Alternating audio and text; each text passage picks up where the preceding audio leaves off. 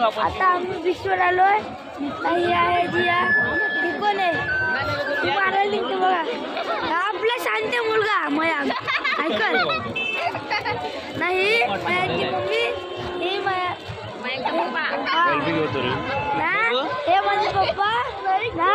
ही माझी मम्मी. ही माझी बहीण ना. आता सतीश काका गेले.